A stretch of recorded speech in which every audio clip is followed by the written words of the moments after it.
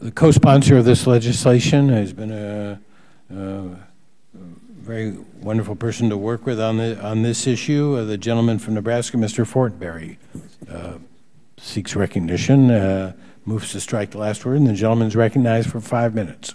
Well, thank you, Mr. Chairman, for your kind words, and thank you, Ranking Member Ross Layton, as well. I want to, for your efforts today on this markup, but also I want to welcome the opportunity, as you said, Mr. Chairman, to comment on the significance of United States leadership in technology and the role of science in diplomacy and how this bill potentially furthers those efforts. For decades, the U.S. government has supported exchange programs based on the premise that individuals of goodwill can make a difference to help build just societies that serve people with integrity.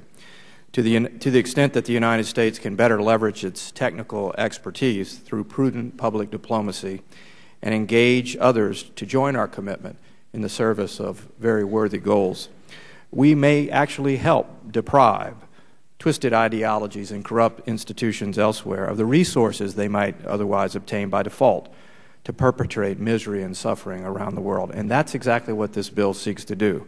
Ours is an era of unprecedented scientific achievement that can either be directed for great good or devastating harm to all of humanity. The choice is ours, and I believe we must lead, or others may lead us where we may not wish to go. Mr. Chairman, Albert Einstein once said that, quote, concern for man himself and his fate must always form the chief interest of all technical endeavor.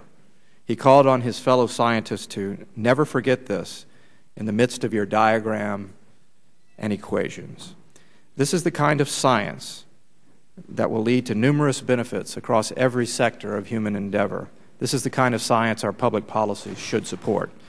So simply put, effective scientific collaboration that may, for instance, mitigate security risks posed by weapons of mass destruction or promote ethical research to benefit humanity, advancing goals that all Americans can proudly share is a good thing. If one can collaborate effectively to divert energy and resources from, let's say, a potentially devastating catastrophic attack on civilians into a project that brings sanitation to dozens of rural villages or provides sustainable agriculture to help local communities take full ownership of their nutritional needs, or lead to a cure or treatment of a disease that has thus far received far too little attention relative to its lethal effects. Our exercise today may result in chaos averted, lives saved, and prove to be one small step for common sense. So thank you, Mr. Chairman, for your leadership on this, and I yield back.